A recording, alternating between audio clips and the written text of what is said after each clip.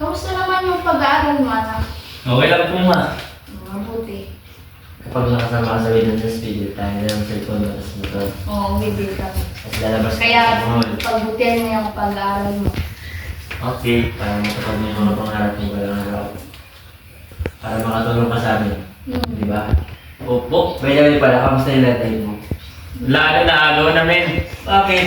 Bakit? Di ko alam.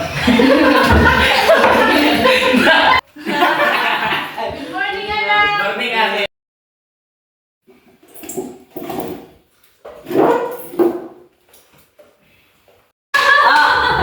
Magkapatid ba kayo?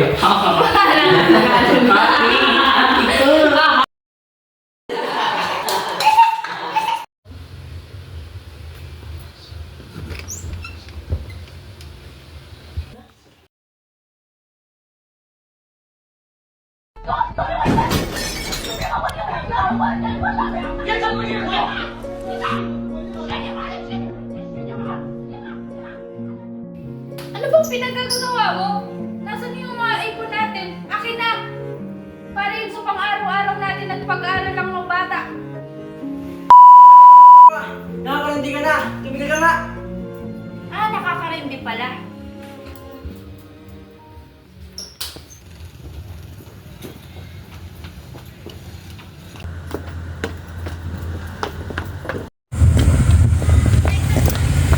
Good morning.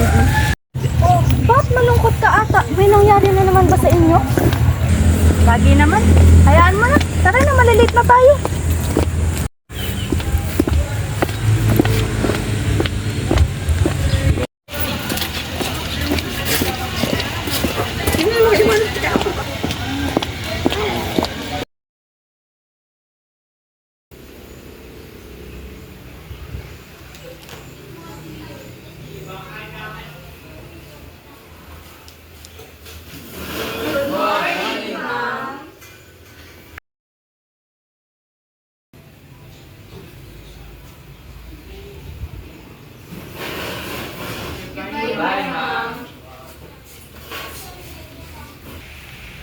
Bumawi ka sa susunod na, ha?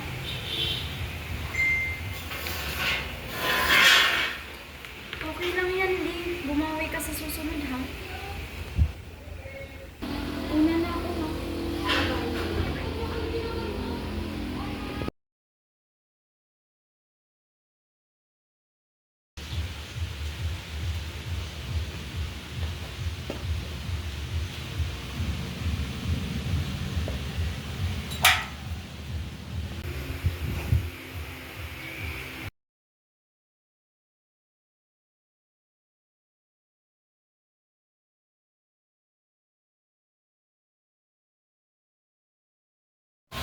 Ma, anong ibig sabihin nito? Aalis ka? Mag-usap tayo. Anak, kailangan kong umalis. Ha? Aalis ka? Bakit? Umalma ka nga, anak. Kailangan ko tong gawin para sa ikabubuti ninyong magkakapatid. Alam mo naman yung sitwasyon natin, di ba? Hindi maasahan yung tatay mo. Puro lang bisyo ang alam.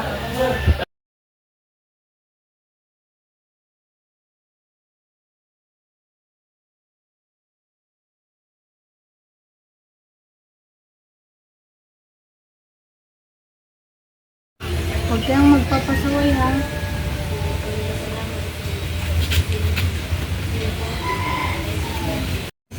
O, tama na ngayon. Baka mahuli ka pa sa flight mo.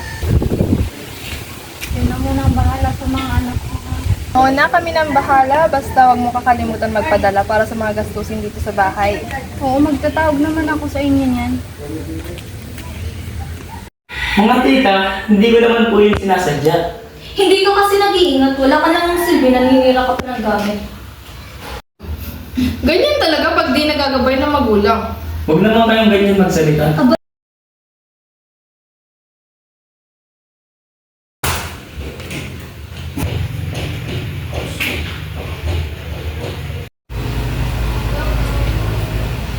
Kamusta yung activities nyo? Tapos na po, ma'am. Yung sa'yo, di?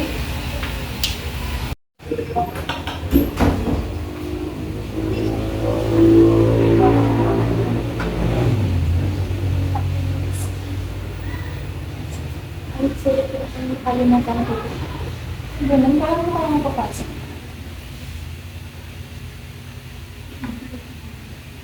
Nabibigay ko naman. Sige, nakaasahan ko yun. Anong oras na? Kanina kayo?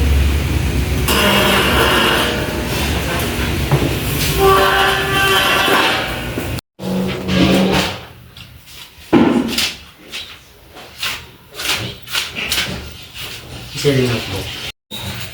Pinsan, pwede bang patulong? Medyo nahihirapan kasi sa part na to.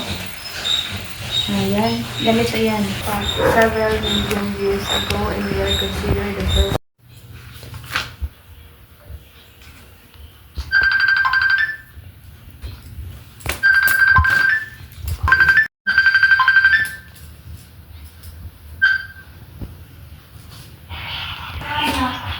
Okay lang po.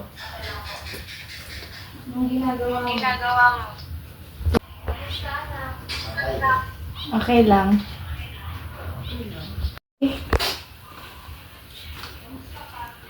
Okay lang po.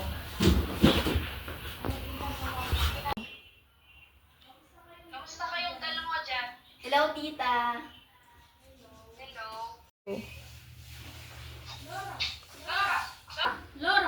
Anak, saglit lang ha.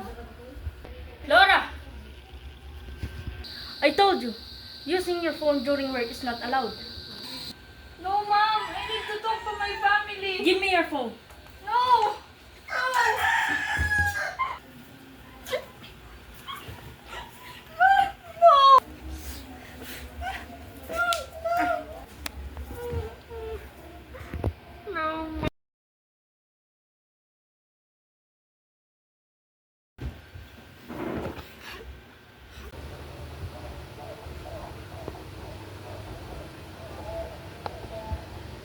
Ano ba kasing nangyari sa'yo?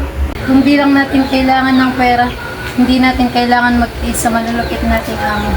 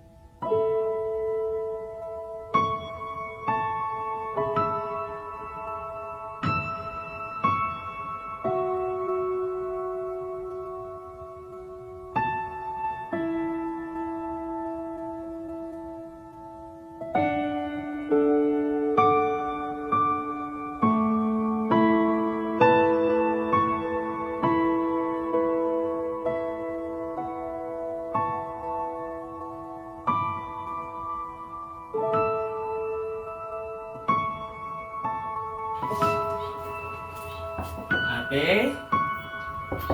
Ate?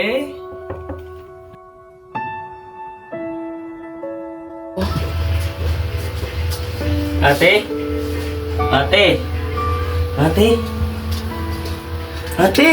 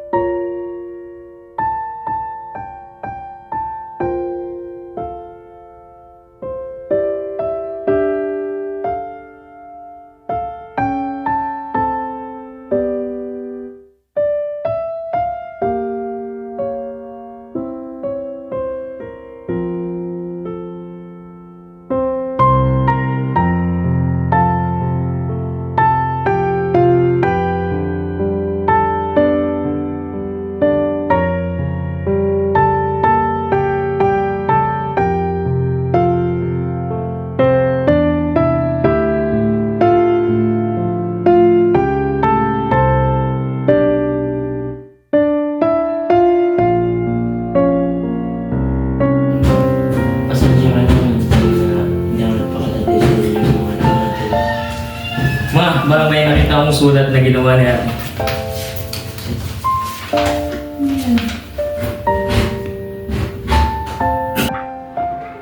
Pa, Carlo, pasensya na kung hindi ko na kinaya. Ang bigat na ng lahat. Si Papa laging wala. Si Mama nasa malayo. Si Carlo laging napapagalitan. Ako naman, ito, tahimik lang pero usak na sa loob. Gusto ko lang sana ng katahimikan. Ng yakap, ng kaunting pag-unawa. Pero wala. Kaya ito na lang ang naiwan ko.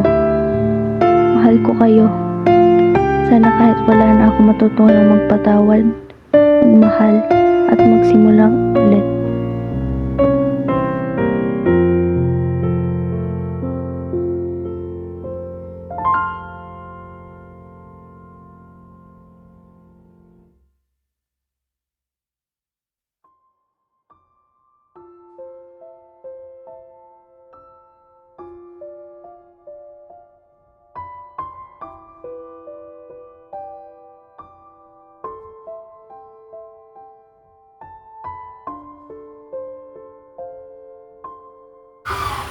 Sa likod ng tahanan, may kwentong kayang baguhin ang puso ng bawat miyembro. Ang pelikulang sa likod ng tahanan ay nagpapakita na ang tunay na lakas ng pamilya ay nasusukat sa kakayahang harapin ang matagal ng sakit at hindi sa panlabas na kasiyahan. Sa katahimikan ni Lee, lumitaw ang pangangailangan sa pag-unawa, pagmamahal at pagpapatawad. Sa kanyang pagkawala, natutunan ng bawat miyembro na ang pagmamahal ay dapat ipakita habang may pagkakataon. At ang pagpapatawad ay daan sa paghilom. Isang makapangyarihang paalala na sa bawat sulok ng tahanan, may kwentong naghihintay, marinig at maaring iyon ang susi sa pagiging buo ng isang pamilya.